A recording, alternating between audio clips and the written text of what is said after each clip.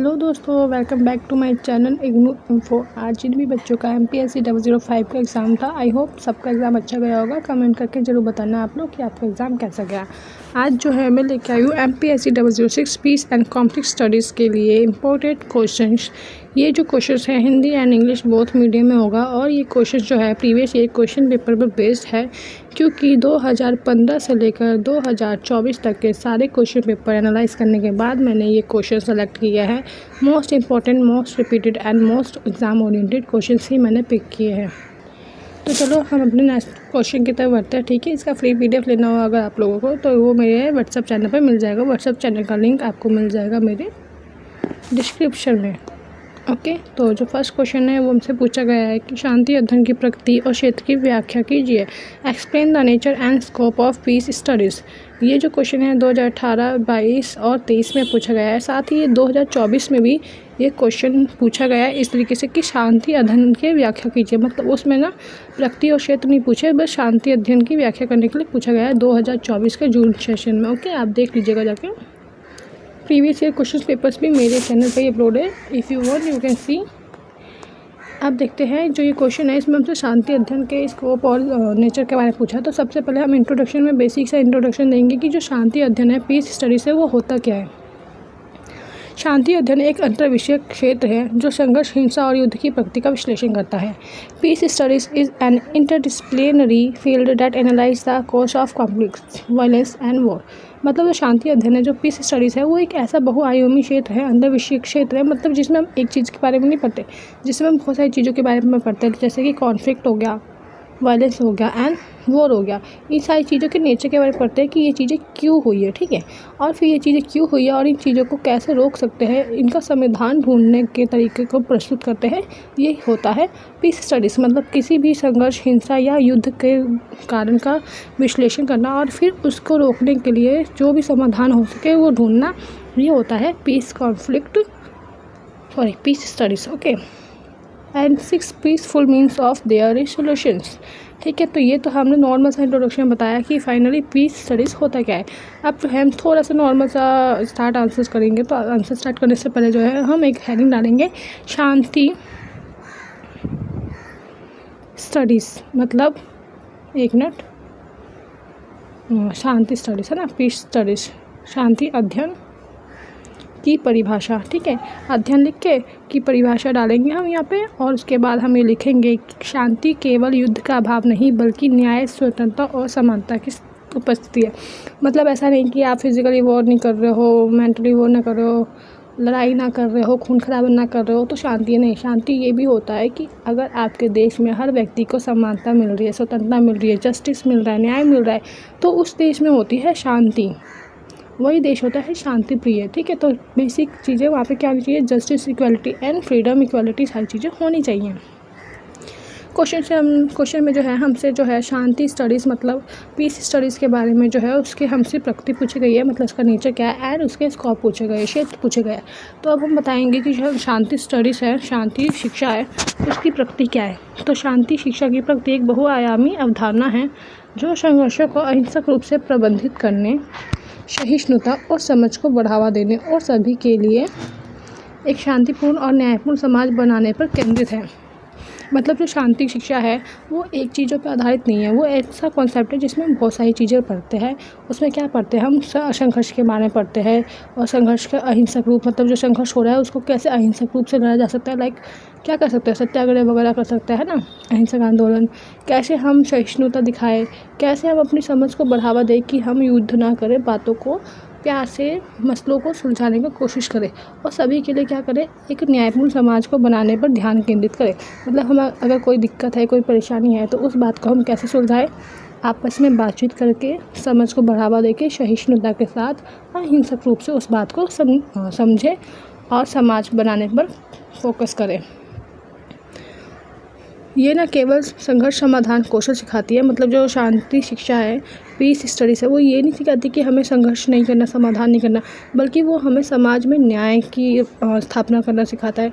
मानव अधिकार मतलब human rights को सेव करने के लिए बताता है, और सतत विकास जैसे सस्टेनेबल डेवलपमेंट जैसे व्यापक मुद्दों को संबोधित करती है। मतलब हम जो है पीस स्टडीज़ के अंदर सिर्फ ये नहीं पता है कि हमें कैसे संघर्ष को रोकना है, कैसे हमें अच्छी चीज़ें बनानी है, बल्कि हम ये भी सीखते हैं कि समाज में जो है हमें सारी चीज़ों का इन्वॉल्वमेंट करना है। लाइक जस्टिस होना चाहिए, फ्रीडम होना चाहिए, इंसानों के अधिकार होने चाहिए और डेवलपमेंट भी होना चाहिए। ये जो व्यापक मुद्दे हैं, जो ऐसे टॉपिक्स हैं, इन सारी चीज़ों का धीरे धीरे विकास होते रहना चाहिए। ठीक है, तो ये सारी चीज़ें जो है हम पीस स्टडीज़ के अंदर पढ़ते हैं। The nature of peace education is a multi dimensional concept. मतलब ये एक ऐसा कॉन्सेप्ट है जो मल्टी डायमेंशनल है, मतलब बहुत सारे चीज़ों को फोकस करता है। That focus on managing conflicts, मतलब वो किन किन चीज़ों पर फोकस करता है। कॉन्फ्लिक्ट्स नॉन वॉलेंटी पर मैनेजमेंट करता है। प्रोमोटिंग टॉलरेंस, मतलब ऐसे टॉलरेंस वगैरह को प्रमोट करता है। अंडरस्टैंडिंग को प्रमोट करता है। एंड पीसफुल इन्वायरमेंटल बनाने की बात करता है जिससे सारी सोसाइटी का भला हो। It is not only teach conflict resolution skill but also addresses border issues such as social justice, मतलब वो क्या करना चाहते हैं, social justice, human rights and sustainable development को भी धीरे धीरे विकसित करना चाहते हैं। ये जो शांति स्टडीज़ है, आई मीन पीस स्टडीज़ है, ये बहुत सारे क्षेत्रों में फैला हुआ है। लाइक इसमें हम पॉलिटिकल साइंस के बारे में पढ़ते हैं, सोशियोलॉजी मतलब समाजशास्त्र के बारे में पढ़ते हैं, मनोविज्ञान, हिस्ट्री और ह्यूमन राइट्स के बारे में पढ़ते हैं। जैसा कि मैंने आपको बताया है कि इसके क्षेत्र क्या क्या है, क्या क्या इसकी प्रकृति है, हम जो है कैसे पढ़ते हैं इसको। It drawn from political science के तरीके से पढ़ते हैं, sociology, psychology, history and human rights हर तरीके से पढ़ते हैं। सिर्फ ऐसा नहीं कि लड़ाई वड़ाई ना हो। अब जो इसके क्षेत्र क्या क्या है, अभी तक तो है हमने उसकी प्रकृति पढ़ी थी, अब हम जो है उसके क्षेत्र पढ़ेंगे कि इसके क्या क्या क्षेत्र है। इसमें क्या होता है, युद्ध और शांति का अध्ययन किया जाता है। मतलब ऐसा नहीं है कि हम सिर्फ शांति अध्ययन में सिर्फ युद्ध वॉर वगैरह का ही अध्ययन करते नहीं, इसमें जो है हम संघर्ष के बारे में पढ़ते हैं कि क्या संघर्ष हो रहा है, क्या युद्ध हो रहा है, क्या लड़ाई हो रही है और उसको समाधान कैसे करना चाहिए, कैसे उसको सुलझाए, कैसे लड़ाई को रोके। लाइक जब वर्ल्ड वॉर वगैरह होते तो उन सारी चीज़ों को कैसे रोकना चाहिए और किस तरीके से अगर हमें कुछ हमारे किसी राइट का हनन हो रहा है तो कैसे हमें अहिंसात्मक रूप से प्रदर्शन करना चाहिए। लाइक सत्याग्रह हो गया, तो हम अपनी बातों को मनवाने के लिए सत्याग्रह करते हैं, लेकिन वो अहिंसक होता है, तो इससे हमें हमारी बातें मानी जाती है। ये कर सकते हैं। शांति का निर्माण कैसे कर सकते हैं, कैसे शांति से शिक्षा को तक की पहुँच हो, ये सारी चीज़ें हम पढ़ते हैं कॉन्फ्लिक्ट स्टडीज़ में, आई मीन पीस स्टडीज़ में। Okay, it includes the study of war, peace, conflict resolution, non violence, peace building and peace education also. अब जो है ये जो पीस स्टडीज़ है, इसके बारे में जो है प्रमुख विचारक, जो इम्पोर्टेंट थिंकर्स है, वो कौन कौन थे। जॉन गोल्टन थे, जो कि नेगेटिव पीस को फॉलो करते थे, मतलब नेगेटिव पीस और पॉजिटिव पीस का एक सिद्धांत देते हैं। ही इज़ अ थिंकर जिन्होंने एक सिद्धांत दिया। उनके सिद्धांत के अकॉर्डिंग जो पीस है, जो शांति है, उसको दो तरीके से बांटा उन्होंने, एक तो सकारात्मक शांति और एक नकारात्मक शांति। ओके, ऐसे ही जो जैन शार्प जी थे, उन्होंने रणनीतिक अहिंसा पर कार्य किया। उनके अकॉर्डिंग जो है हमें ऐसी रणनीति अपनानी चाहिए जिससे अहिंसात्मक रूप से हमारे कार्य सफल हो। John Galtung and Gene Sharp are की thinkers who contributed theoretical models to peace studies. मतलब पीस स्टडीज़ को पढ़ने के लिए जो थ्योरेटिकल मॉडल्स वगैरह आए हैं, उनमें इन दोनों का बहुत ज़्यादा योगदान है, जॉन एंड जैन का। तो लास्ट में जो है हम कंक्लूजन में बता सकते हैं कि शांति अध्ययन संघर्ष की जड़ों को समझने और दीर्घकालिक न्याय स्थायित्व प्राप्त करने का मार्ग प्रदान करता है। मतलब जो पीस स्टडीज़ है वो जो है हमें लॉन्ग टाइम के लिए समाज में दीर्घकालिक मत होता है लंबे समय के लिए, तो हमें लॉन्ग टाइम के लिए समाज में जो है ऐसी जस्टिस की स्थापना करने के लिए और हमें एक जो है एक स्थायित्व प्रदान करने के लिए जो है शांति अध्ययन हमें मदद करता है। Peace studies aim to achieve sustainable peace by addressing the root causes of violence and fostering justice. तो ये था हमारा क्वेश्चन नंबर फर्स्ट। अब जो है हम क्वेश्चन नंबर सेकंड करेंगे। क्वेश्चन नंबर सेकंड है कि संघर्ष के प्रकारों का वर्णन कीजिए, describe the types of conflict. ये जो क्वेश्चन है ना, ये 2016, 19 एंड 22 में भी रिपीट हुआ है एंड चांसेस है कि इस साल आ सकते हैं। मैंने वही क्वेश्चन सेलेक्ट किया है जो कि मोस्ट प्रोबेबली चांसेस है एग्जाम में आने के। तो जो हमसे क्वेश्चन में पूछा गया है कि संघर्ष के प्रकार बताने हैं, मतलब कॉन्फ्लिक्ट के टाइप्स बताने हैं, तो हम जो है नॉर्मल सा इंट्रोडक्शन में बताएंगे कि एग्जैक्टली जो कॉन्फ्लिक्ट है वो होता क्या है। संघर्ष सामाजिक संबंधों का स्वाभाविक भाव है। सामाजिक संबंध क्या होता है, मतलब अगर हम किसी के भी साथ रिलेशन में है, मतलब चाहे हम अपने फैमिली में किसी के साथ रिलेशन में है, चाहे हमारा कोई बाहर दोस्त है, या फिर चाहे हम स्टेट लेवल पर ले, जैसे हमारा जो इंडिया है वो किसी बाहर अदर कंट्री से रिलेशनशिप रख रहा है, अमेरिका है, चाइना है, तो उन लोगों के साथ कैसा हमारा सामाजिक संबंध है, ये एक ह्यूमन रिलेशनशिप है। ठीक है, जो कि व्यक्ति से लेकर राष्ट्रों तक हर स्तर पर देखा जा सकता है। जैसा कि मैंने बताया कि व्यक्ति से लेकर मतलब जो है हमारे फैमिली के रिलेशन से लेकर राष्ट्रों के स्तर तक मतलब इंटरनेशनल लेवल तक देखा जा सकता है कि जो भी रिलेशंस है, जो स्वाभाविक भाग है वो कैसे है। मतलब अगर मैं अपने मेरा भाई के साथ जो भी रिलेशन है तो हम लोगों के बीच में भी संघर्ष होता है। Of course we are fight. ऐसे ही हम फैमिली में भी लड़ते हैं, अपने दोस्तों से भी लड़ते हैं। ऐसे ही जो है राज्य भारत वो अदर देश से भी लड़ सकता है या अदर देश जो है वो भी लड़ सकते हैं। तो ये होता है संघर्ष की जब भी कोई रिश्ते में होता है तो स्वाभाविक है, ये एक स्वाभाविक भाग है कि हम जो है संबंधों में रहे तो संघर्ष अवश्य होता है। Okay, it's a human nature. और स्टेट को भी कौन चलाता है? ह्यूमन। तो ये ह्यूमन नेचर है कि संघर्ष होना तो अनिवार्य है। अब जो है संघर्ष के कितने प्रकार होते हैं हम वो बताएंगे, ठीक है। संघर्ष का एक प्रकार तो होता है अंतर वैयक्तिक संघर्ष। बेसिकली जो संघर्ष है ना उसके कितने टाइप होते हैं ये हमसे क्वेश्चन में पूछा गया है। तो संघर्ष के ना एग्जैक्टली 5 टाइप होते हैं, ठीक है, 1 2 3 4 एंड 5। तो जो फर्स्ट संघर्ष का टाइप है ना वो है अंतर्वैयक्तिक संघर्ष, मतलब कि इंटरपर्सनल कॉन्फ्लिक्ट्स। ये कैसा संघर्ष है? इसमें 2 व्यक्तियों के बीच में मतभेद होता है, लाइक फैमिली है, फ्रेंड्स है या फिर ऑफिस कलीग्स वगैरह है। मैंने आपको बताया कि संघर्ष एक फैमिली से लेकर एक राज्य तक के लेवल तक जा सकता है।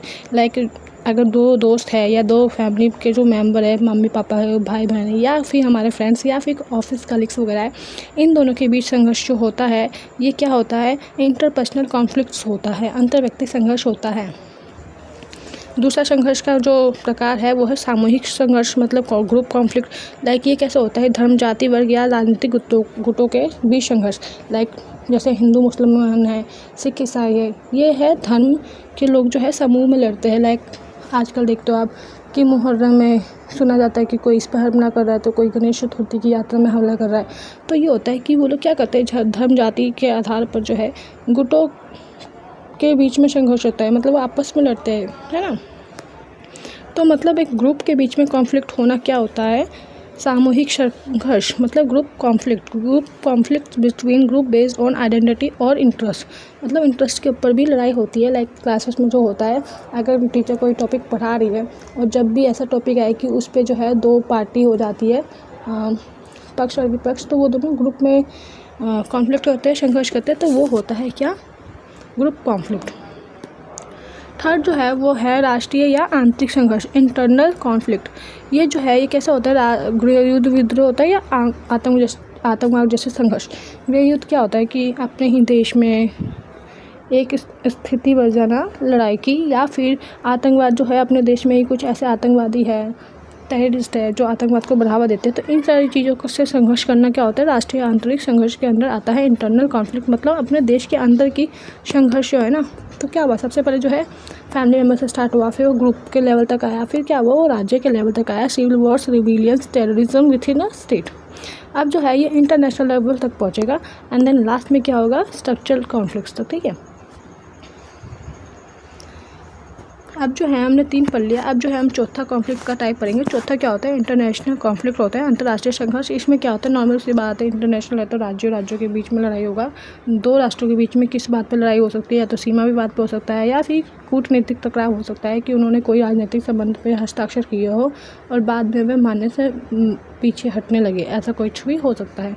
2 राष्ट्रों के बीच युद्ध कैसे? लाइक इंडिया पाकिस्तान हो गया, इंडिया चाइना हो गया, तो तब होता है कॉन्फ्लिक्ट की स्थिति। सीमा विवाद देख सकते हो आप, जैसे इंडिया और चाइना के बीच में लड़ाई है LOC को लेके,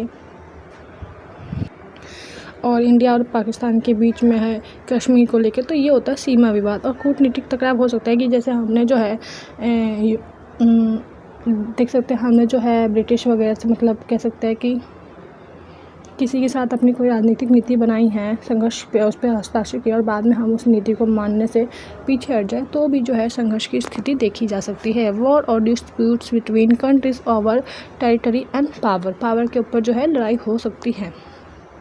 एंड लास्ट जो 5th टाइप है ना, 5th टाइप ऑफ कॉन्फ्लिक्ट, वो होता है स्ट्रक्चरल कॉन्फ्लिक्ट। इसमें क्या होता है कि जो समाज में जो रीजन्स है ना उनकी वजह से लड़ाई होना। समाज में कितनी सारी असमानता हो रही है, समाज के स्थान पर जाति के आधार पर, हम जाति के आधार पर लगते हैं, लैंगिक भेदभाव करते हैं कि तू तो लड़का है, तू तो लड़की है। तो इन सारी रीजन से भी जो है ना क्या हो सकता है? कॉन्फ्लिक्ट। तो ये है 5 कॉन्फ्लिक्ट ऑफ टाइप। तो बेसिकली जो है हमसे क्वेश्चन में पूछा गया था कि संघर्ष के टाइप बताने हैं हमें, ठीक है। तो फर्स्ट वाला कौन सा था, अंतर्वैयक्तिक था, जिसमें क्या होता है दो दोस्त मित्र या सहकर्मी के बीच हो सकता है। सेकंड वाला सामूहिक था, जो कि राजनीति या धर्म के आधार पर हो सकता है। राष्ट्रीय मतलब जो इंटरनेशनल लेवल पे नहीं, नेशनल लेवल पे हो। फोर्थ इंटरनेशनल लेवल पे हो सकता है राष्ट्र को लेकर। अंडर फिफ्थ जो है वो एक स्ट्रक्चरल कॉन्फ्लिक्ट है, जो कि राष्ट्र के अंदर ही होता है मुख्य तौर पर। तो ये जो थे 5 टाइप्स वो हमने डिस्क्राइब कर दिए कि 5 types of conflict which is okay. अब जो है हम निष्कर्ष में बताएंगे कि जो संघर्ष के प्रकार है उनके समझ से हम बेहतर नीति निर्माण और समाधान विकसित कर सकते हैं। मतलब अगर जो है हमें पता है कि राज्य या राष्ट्र में संघर्ष क्यों हो रहे हैं, संघर्ष के क्या कारण हैं, तो अगर हमें उसकी समझ पता होगी ना तो हम उसके हिसाब से बेहतर नीति बनाएंगे कि अगर हम ऐसी कौन सी नीति बनाएं जिनसे इन लोगों के बीच में संघर्ष ना हो, राष्ट्रों के बीच में ना हो, व्यक्तियों के बीच में ना हो, या फिर गृह युद्ध जैसी स्थिति ना हो, या आतंकवाद की स्थिति उत्पन्न ना हो। तो इन सारी चीज़ों का जो है हम अच्छी नीति निर्माण करेंगे और समाधान विकसित कर पाएंगे, जिससे क्या है ऐसी स्थितियाँ संघर्ष उत्पन्न नहीं होगी। Understanding type of conflicts help in designing effective policies and peace strategies. Question number 3 जो है वो देखिए, वो है अहिंसा की अवधारणा तथा इसके सिद्धांतों की व्याख्या कीजिए। Explain the concept of non violence and its principle. मतलब इसमें जो है हमसे नॉन वायलेंस के बारे में पूछा गया है और उसके प्रिंसिपल्स के बारे में पूछा गया है। ये जो क्वेश्चन है ना 2015, 18, 21 और 23 में रिपीट हुआ है। थोड़ा सा इंट्रोडक्शन में हम बताएंगे कि अहिंसा क्या होता है, अहिंसा आंदोलन क्या होता है, और जो हमसे क्वेश्चन में पूछा गया है ना कि अहिंसा नॉन वायलेंस क्या होता है, नॉन वायलेंस की अवधारणा क्या है, मतलब कॉन्सेप्ट ऑफ नॉन वायलेंस है क्या एक्चुअली, तो वो हम थोड़ा सा इंट्रोडक्शन में बताएंगे कि अहिंसा केवल हिंसा का भाव नहीं है। मतलब ऐसा नहीं कि आप खून खराबा नहीं कर रहे, आप मार काट नहीं कर रहे तो वो अहिंसा है, नहीं, बल्कि एक सक्रिय नैतिक दृष्टिकोण है जो करुणा और आत्मबल पर आधारित है। मतलब अहिंसा एक ऐसी अवधारणा है जिसमें ये तो फोकस किया ही जाता है कि आप लड़ाई वड़ाई ना करो, खून खराबा ना करो, मार काट ना करो, लेकिन साथ में ये भी फोकस किया जाता है कि जो इंसान है उसका जो दृष्टिकोण हो वो नैतिक हो, वो मोरालिटी पर बेस हो, वो उसके अंदर क्या हो, करुणा हो, आत्मबल हो, दूसरों के लिए निर्दयता हो। अगर कोई सत्ता में है तो वो सत्ता का उपभोग करने के लिए सत्ता में ना आए, बल्कि वो सत्ता में इसलिए आए ताकि वो जितनी भी सभा है, जनसभा है, उनका सेवा कर सके। Non-violence is not merely the absence of violence, but an active moral principle based on compassion and inner strength. Okay. अब जो है हम थोड़ा सा बताएंगे कि जो अहिंसा है उसका नॉर्मल सा डेफिनेशन देंगे। Causing no harm to any living with through words और एक्शन, मतलब किसी भी इंसान को शारीरिक, मानसिक या भावनात्मक रूप से क्षति न पहुंचाना। ऐसा नहीं कि आपने किसी को मारा, शारीरिक रूप से किसी को टॉर्चर किया तो वही हिंसा नहीं, किसी को मेंटली टॉर्चर ना करना, किसी के फीलिंग्स को हर्ट ना करना भी अहिंसा होता है। अगर आपने किसी को मेंटली टॉर्चर किया तो वो भी जो है वो भी एक वायलेंस होता है, आपको उस क्राइम के लिए भी सज़ा मिल सकती है। तो ये जो अहिंसा है ये है क्या, ये एक अवधारणा है। सबको पता होगा कि ये जो अहिंसा की कॉन्सेप्ट है ये किन्होंने दिया है, गांधी जी ने दिया है। इसलिए जो है अहिंसा को हम क्या बोल सकते हैं, गांधीवादी दृष्टिकोण। सत्य, प्रेम और आत्मबल पर अहिंसा के मूल तत्व है। मतलब जो अहिंसा है उसका जो पिलर है वो किस पर जो बेस है अहिंसा, वो क्या है, truth, love and self sacrifice. मतलब किसी को बिना स्वार्थ के प्यार करना, सच बोलना और आत्म बलिदान करना किसी की भलाई के लिए, लाइक भगत सिंह ने जैसे किया, ये होता है अहिंसा। ये सारे जो है पिलर्स है नॉन वायलेंस के। और अहिंसा के जो है क्वेश्चन में हमसे पूछा गया है कि अहिंसा क्या है और इसके सिद्धांतों की व्याख्या कीजिए, तो हम वही बताएंगे कि अहिंसा के बारे में हमने बता दिया। अहिंसा के सिद्धांत क्या है, अहिंसा क्या होता है, अहिंसा होता है सत्याग्रह। मतलब हम किसी के बात के लिए, सत्याग्रह मतलब होता है सत्य के लिए आग्रह, लेकिन किस तरीके से, अहिंसात्मक रूप से मतलब बिना खून खराबा के किसी बात को मनवाने के लिए किसी भी गवर्नमेंट से आग्रह करना, लेकिन साथ ही अगर हम कोई आंदोलन कर रहे हैं तो उसकी सज़ा के लिए भी हम तैयार रहे, ठीक है। तो ये होता है कि नैतिक बल के प्रयोग द्वारा अन्याय का विरोध करना, मतलब मोरालिटी पर बेस होता है जिससे हम अन्याय का विरोध करते हैं। Resistance of injustice through moral power and civil disobedience, तो ये होते हैं सत्याग्रह। ओके, अब जो है पहले के टाइम में तो गांधी जी ने किया ही था इसका उपयोग, लेकिन जो है आधुनिक प्रयोग मतलब आज के ज़माने में कौन कौन इसका यूज़ करता है वह हम बता सकते हैं। लाइक एग्जांपल दे सकते हैं कि किन्होंने अहिंसा का उपयोग किया था। मार्टिन लूथर किंग जूनियर जी थे, उन्होंने अहिंसा का उपयोग किया था, नो डाउट। आपको पता ही होगा कैसे उन्होंने ईसाई धर्म वाला का जो बोलबाला चल रहा था उसके लिए किया था। नेल्सन मंडेला जी ने, जो कि अफ्रीका में रंग भेद की नीति के लिए युद्ध कर रहे थे और वो 30 वर्ष तक लगातार जेल में भी रहे थे, और उसके बाद जब वो निकले तो वो वहाँ के प्रेसिडेंट बने।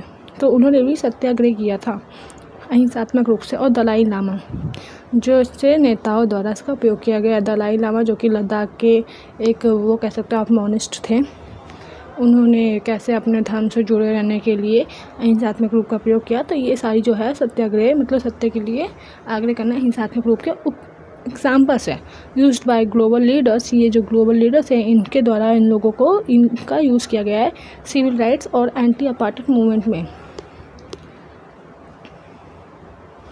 कंक्लूजन में हम बताएंगे कि जो अहिंसा है वो व्यक्तिगत और सामाजिक परिवर्तन का एक शक्तिशाली माध्यम है। इससे क्या होता है, इंसान जो है व्यक्तिगत तौर पर तो चेंज होता ही है, साथ में समाज में भी इसमें बहुत ज़्यादा परिवर्तन लाए जा सकते हैं। Non violence is a transformative force for both personal growth and social change. तो ये था क्वेश्चन नंबर 3। अब जो है हम नेक्स्ट क्वेश्चन पे आएंगे, क्वेश्चन नंबर 4 पे। क्वेश्चन नंबर 4 में जो है हमसे पूछा गया है कि संघर्ष समाधान की रणनीतियाँ क्या है, मतलब what are the strategies of conflict resolution. मतलब जो संघर्ष हो रहा है उसकी समाधान हम कैसे करते हैं, समाधान के लिए हम क्या क्या स्ट्रेटजीज अपना रहे हैं उसके बारे में हमसे बताना है। ये क्वेश्चन जो है 2017, 20 और 22 में भी पूछा गया। ठीक है, हम ना थोड़ा सा इंट्रोडक्शन में बताएंगे कि संघर्ष समाधान क्या होता है। मतलब किसी भी तरह का जो संघर्ष हो रहा है उस संघर्ष को सुलझाना, किसी भी तरीके से सुलझाना, मतभेदों को सुलझाना होता है संघर्ष समाधान। संघर्ष समाधान एक प्रक्रिया है जिसके माध्यम से 2 या अधिक पक्ष अपने मतभेदों को सुलझाते हैं। मतलब जिन भी पक्षों के बीच में युद्ध हुआ है, चाहे वो 2 पक्ष हो या उससे अधिक पक्ष हो, मतलब 2 लोगों के बीच में हो या 4 लोगों के बीच में हो, उन लोगों के बीच में जो भी संघर्ष हो रहा है, जो भी लड़ाई हुई है, उन चीज़ों को, मतभेदों को सुलझाना ही होता है संघर्ष समाधान। Conflict resolution is a method by which conflicting parties address and their disputes. समझ में आ गया?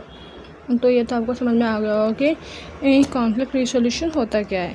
अब हमसे जो है ना इसकी रणनीतियों के बारे में पूछा है कि जो कॉन्फ्लिक्ट हो रहे हैं उसको रणनीतियाँ जो हो रही है उनको संघर्ष का समाधान हम किन किन तरीक़ों से करते हैं।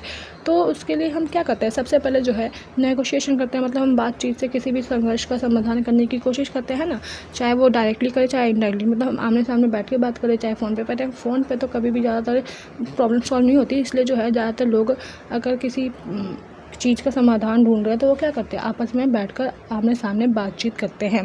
प्रत्यक्ष समाधान के संवाद खोजने की प्रक्रिया, मतलब सामने से डायरेक्टली बैठकर आपस में एक दूसरे से बात करना और समाधान खोजने की प्रक्रिया करना, मतलब नेगोशिएशन होता है। एक होता है क्या, रणनीति किसी भी संघर्ष के समाधान को ढूंढने में। और direct communication process to reach agreement. Second क्या होता है कि मीडिएटर का काम करना, मध्यस्थता का काम करना। अगर मतलब किसी 2 पार्टी के बीच में लड़ाई हो रहा है ना, मतलब मेरे 2 बेस्ट फ्रेंड है, हम 3 बेस्ट फ्रेंड का ग्रुप है और मेरे जो बाकी 2 फ्रेंड है ना मेरे ग्रुप में, उन दोनों के बीच में जो लड़ाई हो गई ना, तो उन दोनों के बीच में जो भी लड़ाई हुई है, जो भी कॉन्फ्लिक्ट हुआ है, उनके दोनों के बीच में मैं इस बात को सॉल्व करने की कोशिश करूँगी, मैं सुलझाने की कोशिश करूँगी। तो यहाँ पर मैं होगी मेडिएशन। लाइक आप देखो रूस और यूक्रेन के बीच में लड़ाई हुआ जब हो रहा है अभी भी, तो इंडिया जो है ना यहाँ पे मीडिएशन का काम करता है। इंडिया जो है रूस को समझाता है कि नहीं, हमें नहीं करना चाहिए ये सारी चीज़ें। तो ये हो गया कि तीसरा पक्ष जो है वो बाकी दोनों के बीच में जो है लड़ाई सुलझाने का प्रयास करता है। A neutral party has both side reach compromise. Third चीज़ क्या होता है कि कॉम्प्रोमाइज़ करना, मतलब कि समझौता करना। लाइक देखो हम जब भाई बहन होते हैं, हम दोनों के बीच में जब मम्मी घर में मैगी बनाती है और जब वो 2 प्लेट में निकालती है, तो हम दोनों भाई बहन में, मतलब हम दोनों क्या नॉर्मल हर किसी भाई बहन में लड़ाई हो जाती है कि नहीं तेरे में ज़्यादा आया है तो तेरे में ज़्यादा आया, तू मेरे साथ प्लेट चेंज कर। तो क्या होता है ऐसी सिचुएशन में मम्मी क्या करती है कि अगर मम्मी ने सच में किसी प्लेट में ज़्यादा डाला है तो फिर वो क्या करती है, कॉम्प्रोमाइज़ करती है। वो बोलती है, बड़े वाले बच्चे को बोलती है कि वो तो छोटा भाई है, छोटी बहन है, रहने देना, मैं तेरे को अगली बार ज़्यादा बना के दे दूँगी। तो ये होता है कॉम्प्रोमाइज़ करना कि दोनों पक्षों द्वारा क्या होता है, फिर जो बड़ी बहन है या बड़ा भाई है वो समझ जाता है कि चलो कोई बात नहीं, फिर वो कॉम्प्रोमाइज़ कर लेता है सिचुएशन के साथ। तो क्या होता है कि दोनों पक्ष द्वारा कुछ त्याग कर सहमति बनाना।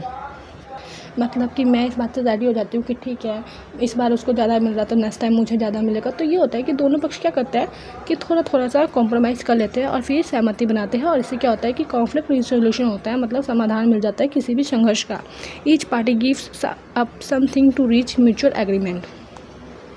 लास्ट में क्या होता है कि रिकंसिलाइजेशन करना, मतलब किसी बात की लड़ाई हुई है तो उसको लेकर सुलह करना, मतलब जो भी रीज़न से लड़ाई करना। अगर मान लीजिए कि मेरे भाई मेरी बुक मेरी इजाज़त के बिना पढ़ रहा है, उसको इंटरेस्ट है, तो या तो मैं उसे डायरेक्ट मना कर दूँगी कि तू मेरी बुक मत पढ़, या फिर मैं रिकंसिलाइजेशन कर लूँगी कि ठीक है अब जब तो तूने पढ़ा पढ़, अगर तुझे पढ़ना है पढ़, या फिर बिल्कुल छोड़ दे तो वो भी एक्सेप्ट कर ले कि ठीक है मैं आपसे तेरी बुक नहीं पढ़ूंगा, या फिर मैं तुझसे ये बुक ले लेता हूँ उसके बदले कुछ पैसे दे देता हूँ। तो क्या हुआ, दोनों ने सुलह कर लिया, उसने मुझे पैसे दिए, मैंने उसको बुक दे दिया, अब वो डेली पढ़े, मुझे उससे कोई फ़र्क नहीं पड़ता। तो संबंधों का पुनर्निर्माण करना कि अब उसने मुझे पैसे दे दिया, अब हम दोनों की लड़ाई नहीं होगी, हम दोनों के बीच में वापस संबंध बन गए और हमने पास को पीछे छोड़ दिया और हम दोनों ने सुलह कर ली। तो ये होता है रिकंसिलाइजेशन, इससे भी संघर्ष का समाधान होता है। नेक्स्ट टाइप क्या है, नेक्स्ट हो गया संस्थागत समाधान, मतलब कि जैसे अलग अलग देशों के बीच में या फिर जैसे जो संस्था वगैरह है, यूएनए वगैरह है, पार्टीज वगैरह, उनके बीच में जो लड़ाई होती है उनका समाधान करना। लाइक यूएनए हो गया या कोई क्षेत्रीय निकाय हो गया या फिर कोई अदालत हो गई, उनके बीच में जो लड़ाई होती है तो वो लोग भी आपस में कॉम्प्रोमाइज़ करके क्या करते हैं, संस्थागत तरीके से करते हैं। मतलब मान लो दोनों घर के बीच में ज़मीन को लेकर लड़ाई हो गई तो वो क्या करते हैं, वो अदालत में जाते हैं, फिर अदालत जो है उनके बीच जो भी कॉन्फ्लिक्ट हुआ है उसका रिसोल्यूशन बताते हैं, समाधान करते हैं। जो भी पक्ष गलत होता है उसको सज़ा देते हैं और सही पक्ष का न्याय करते हैं। तो ये होता है समाधान के प्रकार। मतलब जो संघर्ष हो रहा है उसके समाधान की क्या क्या रणनीतियाँ अपनाते हैं हम, कि पहले तो है हम बात से सॉर्ट आउट करने का प्रयास करते हैं कि हम आपस में बात कर ले तो हमारा जो भी कॉन्फ्लिक्ट हुआ है सॉल्व हो जाए। सेकंड क्या करते हैं कि हम मीडिएशन करते हैं, मतलब कोई तीसरा पक्ष जो है हम दोनों के बीच में लड़ाई सॉल्व कराता है। तो थर्ड चीज़ क्या होता है कि हम कॉम्प्रोमाइज़ कर लेते हैं और फिर जो है संघर्ष वो वहाँ पे रिसोल्यूशन हो जाता है, सॉल्व हो जाता है। तो चौथा क्या होता है कि हम जो है सुलह कर लेते हैं या फिर जो है हम किसी संस्था का सहयोग लेते हैं, लाइक यूएन वगैरह हो गए या फिर अदालतें हो गई। अगर स्टेट लेवल पर लड़ाई हो रही है, भारत और यूएसए की हो रही है तो यूएन वगैरह का सहारा लेंगे, लेकिन अगर स्टेट या दो फैमिली के बीच में हो रही है तो वो कोर्ट्स अदालत का सहारा लेंगे। तो ये सारी जो है रणनीतियाँ है, स्ट्रेटजीज है किसी भी संघर्ष के समाधान के लिए।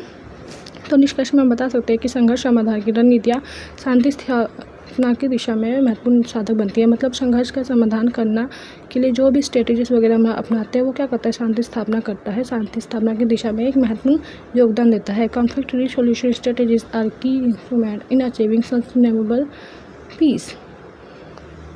तो ये था हमारा फोर्थ क्वेश्चन। अब जो है हम फिफ्थ क्वेश्चन करते हैं, इसके बाद जो है मैं नेक्स्ट वीडियो बना दूंगी। अगर आप लोगों ने मुझे कमेंट करके बोला तभी मैं सेकंड पार्ट बनाऊंगी, अदरवाइज़ मैं सेकंड पार्ट नहीं बनाऊंगी, क्योंकि अगर व्यूज़ नहीं आ रहे हैं, लोगों को पसंद नहीं आ रहा, तो फिर मैं उस टॉपिक पे फालतू में टाइम वेस्ट नहीं करूँगी, न्यू टॉपिक ट्राई करूँगी।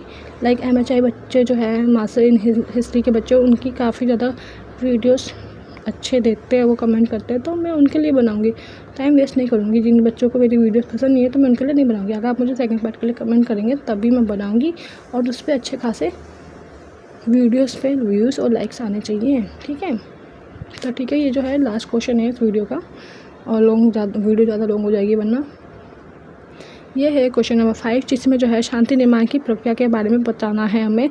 Explain the process of peace building, की शांति कैसे बनाते हैं, हम शांति का निर्माण कैसे करते हैं, इसके बारे में जो है हमें प्रोसेस बताना है। ये जो क्वेश्चन है 2016, 19 और 2023 में आया है। तो हम इंट्रोडक्शन में बताएंगे कि जो शांति निर्माण है वो संघर्ष के बाद बनाया जाता है। मतलब दोनों पार्टी के बीच में अगर संघर्ष हो गया है, लड़ाई हो गई है, तो अब जो है हम दोनों पार्टी के बीच में, दोनों फैमिली के बीच में क्या करते हैं, संघर्ष ख़त्म होने के बाद शांति बनाने की कोशिश करते हैं, जो कि समाज में क्या करता है, न्याय और मेल का वातावरण बनाता है। Peace building refers to long term strategies to stabilize societies after conflict. मतलब जब कॉन्फ्लिक्ट ख़त्म हो जाता है तो उनके बाद जो है हम क्या करते हैं, शांति निर्माण की कोशिश करते हैं। मतलब दोनों पार्टी के बीच या दोनों लोगों के बीच शांति बनाने का कोशिश करते हैं। हमसे जो है प्रक्रिया पूछी गई है, तो हम प्रक्रिया में बताएंगे कि हम शांति निर्माण किस किस तरीके से कर सकते हैं। पहले तो क्या है, हम संस्थागत सुधार कर सकते हैं। जैसे कि अगर जो पार्टीज वगैरह हैं, न्याय प्रणाली, प्रशासन, सुरक्षा और शासन में पारदर्शिता, मतलब जो कोर्ट वगैरह है या यूएन वगैरह है, उन चीज़ों में जो है हम ट्रांसपेरेंसी हो, ऐसे बात कंफर्म करेंगे कि उन चीज़ों में ट्रांसपेरेंसी हो, तभी तो जो है हमें प्रशासन में सुरक्षा मिलेगा, शासन में सुरक्षा मिलेगा। तो हम पहले जो है संस्थागत सुधार करेंगे, मतलब जो संस्थाएं वगैरह हो गई, चाहे वो यूएन हो गया, चाहे वो कोर्ट हो गया, चाहे वो हॉस्पिटल हो गया, ऐसी संस्थाओं में हम क्या करेंगे, सुधार करेंगे, जिससे क्या हो, न्याय की स्थापना हो और सुरक्षा सुनिश्चित किए जा सके। ठीक है, तो ये है शांति निर्माण की। हम जो है पहले संस्थाओं को में सुधार करेंगे। दूसरा क्या करेंगे, सामाजिक समावेशन का प्रयास करेंगे कि जो भी धर्म जाति के लोग हैं या लिंग के लोग हैं, उन लोगों को आपस में सहयोग के साथ रखना, including all groups especially marginalized ones. मतलब मार्जिनलाइज्ड मतलब वंस वो होता है कि जो लोग हाशिए पर है,